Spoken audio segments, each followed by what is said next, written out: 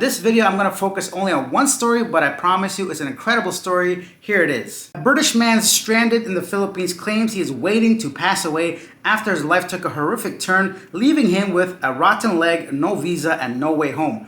Conan White, 60 years old, has been left in unimaginable agony, his foot mangled beyond recognition after a botched medical procedure, a failed witch doctor's exorcism, and years of neglect. His harrowing descent into nightmare began when he uprooted his life to move to the Southeast Asian country in 2018 for love, only to be stabbed by his girlfriend and abandoned in the slums. Now penniless, immobile, and starving, Conan says he is trapped in the jungle hut, held like a prisoner by locals who control the only key to the gate. With his funds nearly depleted and his health rapidly deteriorating, he fears he's only days away from not being alive.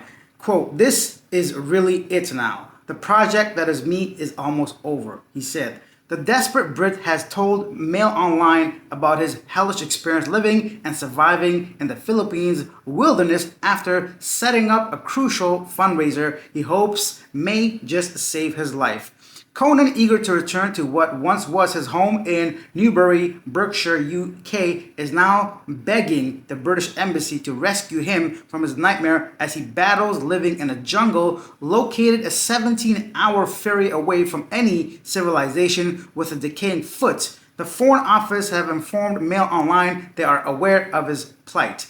The expat moved to the Philippines in 2018 after meeting a woman on Christian dating app. Excited to begin his new life, he gave up his job as an HR officer at Hindua Global Solutions to start what he thought would be a fresh start in the paradise of Southeast Asian country. But his world quickly came crashing down when he realized he had made a dangerous mistake, falling for a woman he claims was involved in dubious business and had abandoned her child. After spending around 5 years with his then girlfriend and even taking her a 9-year-old son from the hands of her sister, she would go to stab him in May 2022. Conan said the relationship was flawed and the vicious attack is what led him to his first encounter with Philippines police. The Brit recalled laying on a bed in their shared home after they had broken up before she launched the unprovoked assault on him. Quote, "I was on the bed and the next thing I know, she was attacking me, fighting me, slapping me, and then she stabbed me in my foot. She stabbed me twice. I have no idea what with." He said he retreated in a panic, hobbling down the stairs, and Conan then rushed to the police only to be told they would not investigate unless he paid a bribe. Alone and injured, he was forced to patch himself up and flee into the slums of Cebu. Following the bloody assault, Conan was forced to live a rat-infested squalor where he came face to face with disease-ridden vermin the size of cats and shared a communal bathroom with cobras. Images shared by Conan of a Cebu slum revealed the beginning of his tragic journey from home comfort to desperate measures. His bed, merely 2 wooden pallets topped with a single dirty duvet and a child's pillow, was where Conan attempted to rest and recover. The toilet was shared by a dozen other poverty-stricken Filipinos and a scene surrounded by large, grimy waste bins. His $1 or 1.4 pound per night accommodation were little more than a filthy, crumbling shack. There, Conan was bitten by a rat and contracted mpox. What? But although it seemed as the Brit hit rock bottom, his suffering was far from over. In the summer of 2023, Conan took a catastrophic fall down a freeway after just having recovered from COVID-19 and mpox, saying his immune system was at its weakest. It was during this incident Conan's foot was left shattered, forcing him to seek treatment at a private clinic where he claims the doctor deliberately butchered his limb to extort him for money. Quote, "Locals confirmed to me that I shouldn't have gone there and that he was a charlatan that will hack your foot apart," end quote.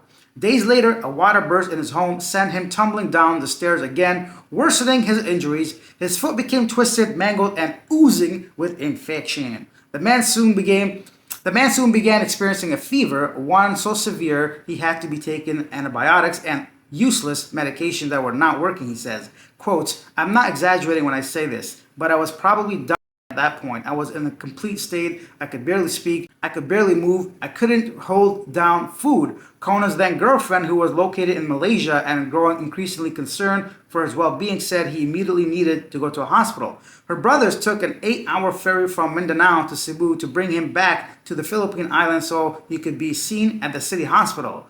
Quote, but when you go to the hospital here, you don't get much help. You have to have someone with you. You have to have help. They have to stay with you in hospital and sleep in the chair next to you. They're the ones who dress your wounds and get your medicines. The nurses don't do anything, he said. When he arrived back home, he quickly realized his foot was not in any better state and he was again rushed to the hospital. Conan claims the doctor did not look at his wound, instead charged him a hefty consultation fee and prescribed a course of antibiotics. Not able to return home and care for himself, the desperate and sick man went to stay with his girlfriend's mother, where in horror of events, he was left bedbound for a year due to her neglect. Quote, it was a horrible time. It's very traumatizing, Conan said. My leg was continuously infected. It was on the verge of gonorrhea, I don't know what that is, man, and realized I needed to go to a hospital, but the mother kept telling me that I went to the hospital, they would just chop my leg off. She insisted that Conan that they would not offer any treatment and would jump straight to amputation, which left him fearing for his life. Conan claims her mother gave him another choice, however. She said,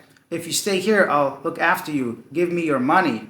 Desperate for aid, Conan followed her demands and was then taken care of his girlfriend's mother, but his foot would never fully recover. The mother took Conan off diabetic medication and his antibiotics, instead using herbal remedies and try to fix his severe ailment. She had invited priests to the house to bless his foot in candlelight vigils, and at one point had even invited a female witch doctor to the property who massages back before spitting continuously to try and get rid of the evil spirit. But Conan put up with that attempt to perform magic and ritual medicine as he was so terrified of stepping foot into a hospital. Quote, it became so ridiculous, it was horrible, Conan said. The mother didn't speak English, no one around me spoke English. I was just left in a back room and I was by myself at all time. In the end, he claims those around him believed he was on the brink of passing away, and so he was rushed to a hospital where he spent 6 weeks in agony. In 2024, Conan underwent an operation to try and fix his severely injured foot after refusing to sign paperwork that would permit surgeons to cut off his limb.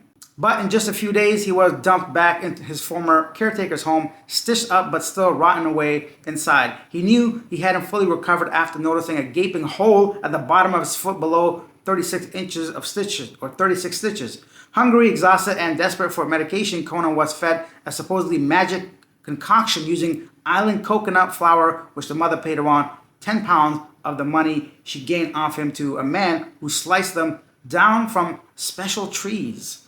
The connections, or the co-connections, the concoction, I cannot read for the love of God. The concoction was also rubbed into the deep wounds on Conan's feet as he was promised this practice would heal him. But after being confined to his bed for the entire year, he's still awaiting a miracle. In January of this year, Conan was moved into a tiny crumbling hut deep in the isolated jungles of Mindanao. The small shed-like outhouse is located within a community that has no more than 100 people and 20 buildings. And to this day, he is mostly unable to walk and feel like a prisoner with no financial resources to get back home. Quote, people here don't speak English and I don't speak Filipino, so I've been isolated here for over a year, and I've recently come to know my girlfriend from Malaysia has gotten a new boyfriend. Conan eats just one meal a day, usually consists of a thin, watery stew of tuna and crackers, which costs him just 42 pesos. He has no other options with the little money he has managed to preserve rapidly drying up. The wooden shack he calls home is seen in images surrounded by thick jungle, shrubbery, and is guarded by at least 6 dogs. I can't go out, he said. Quote, the people who run this place have the key to the gate to get in and out, and they won't give it to me, and they won't tell me why. According to Conan, he is now a prisoner in the jungle of residence where he is left with nothing but his thoughts as company. He believes that the locals are keeping him locked in for his money. They claim he is too sick to leave. To escape the hidden shack, Conan must cross a rickety bamboo bridge that crosses over a river filled with snakes and sharp rubble. It is even feared by locals for being so dangerously unstable. Quote, the bamboo handle shakes and creaks when you walk across it. It's muddy and bad. And then you go up about 100 feet and it's broken concrete and jutting stones. The mother lives on the other side of the bridge. Now, almost completely out of money and becoming increasingly prone to infection due to his open wound, Conan believes the project, that is me, is almost over. A week ago, Conan reached breaking point and contacted the British Embassy in a last-ditch attempt to save himself, but no avail. He claims that he's been useless after having continuously back and forth, but reached no solution. There's a list of things I gotta do. I've got to go to various departments, file various paperwork, but I'm in the middle of the jungle, miles away from anything with no money and no ability to walk. I mean, what's the point? I just feels like I'm prolonging my life here. Desperate to find a way back in some kind of civilization, Conan has even approached the police to try to get himself arrested and be taken to the deportation center. He admitted that he had overstayed his visa after his ex-girlfriend allegedly lied about there being amnesty during COVID-19 pandemic, but the police have no interest in getting involved without a bribe, and Conan had nothing to give. I feel cursed and I'm honestly scared, he said. Conan is now begging the British Embassy to send help before it is too late, claiming he is just days away from losing internet connection. He said he has been responsible with money all of his life and had cash reserves while in the Philippines, and that he has endured great hardship. But even the embassy became a last resort when they weren't there for me, he said. A FCDO spokesperson told Mail Online, "We are providing consular assistance to British Embassy to contact this person and local authorities." Conan has started a crowdfunding page as a last-ditch attempt to fund what he believes may be the last week of his life. Realistically, I can live on about $200 a month. I would be pretty basic, but I wouldn't be too bad. But when you haven't got any money, you're screwed, he said. I do hope that crowdfunding will get me through money to survive and also get back to my homeland of England. Wow, what an incredible story. If true, I genuinely don't buy a lot of it. I understand this man's foot is all mangled up and wounded, but it's very hard to believe his story. Buddy, first problem, why didn't you go back? If you had money and good with money, your HR representative, you think you have some kind of sense. The way I see it, I think this guy just wanted to stay in the Philippines as long as possible. And at this point, he's got no other options. Even if everything he said after the several first incidents are true, it still kind of makes you wonder, why didn't he just go back when he had the chance? I don't understand people like this, man. I don't get it. You can't come into the Philippines thinking you could just make it happen. You think people here don't want to get ahead in life as well? You think if they all had options or they had opportunity, they wouldn't take it either? Do you think they would be living in a developing country? You guys see some of the hardship that Filipinos go through. I don't understand what makes individual expats think they're somehow better or they can do better than a lot of people here. You cannot. This is not your home. This is not your environment. You have to have the following things. Always a stream of income. You cannot come here on just some money. Do not come here for a woman specifically. And if you are, please make sure you have a backup plan. Make sure that if she's not the right one, that you get out of here. But don't stick around trying to find a random person at that point. Two things, please. One, always have a source of income. And two, make sure your visa is always basically updated and you're not overstaying your visa. As you can know, this can go down to like a very bad path. If you don't extend your visa, you become an illegal. The longer it goes on, the harder it is for you to leave. It's not that difficult. For $2 a day on average, you can simply stay in this country legally. Put aside some money. $2,000. That's not a lot if you're gonna try to plan to live in another country, right? If you don't have that, don't come here. You're not gonna live and survive, man. I'm not trying to be like insensitive. I hope he recovers, but I just don't buy a lot of the stuff that he says. I'm sorry, but it doesn't make any sense to me. Much of what he wrote. I hope I'm wrong. I was considering even going there to try to find him. I know it sounds ridiculous, but after reading everything, I just don't want to. Simply, I think I'm a nice guy, but when you can smell BS, you just know.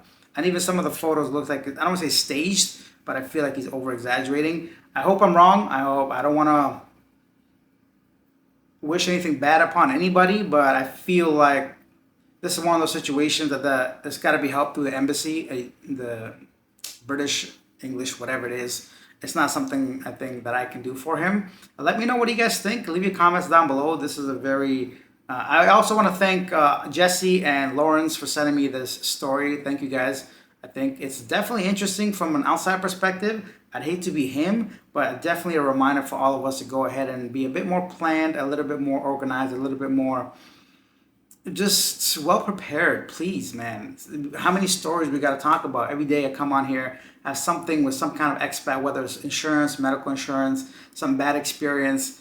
Get multiple opinions. If something happens to you in any country, you get like, I remember even personally, somebody told me I would never walk again if I kept up playing soccer at some point. I said, no, banda, and I played on for another 10 years at least. yeah, my joints hurt, but like the man said I can't walk again. So if I just took that his word and then never played again, and my point is like get multiple opinions. Some doctors are just human. They read something to tell you something, right? They see an X-ray, they might think is one thing, it might be another thing. Get multiple consultations if you have to. Do what you can. Do a little bit of studying. Do a bit of preparation. I can just keep talking about the same stuff over and over. But thanks whoever joined me in my live stream today. We had over 100 people on Living Abroad. We had a great time doing a live street interviews. So yeah, you guys can check that out if you want. Tomorrow I'll be back with like the usual type of news stories. There's a lot to cover, but I don't know how many of those I can get to. That's basically it. Thank you for watching. I'll see you guys tomorrow.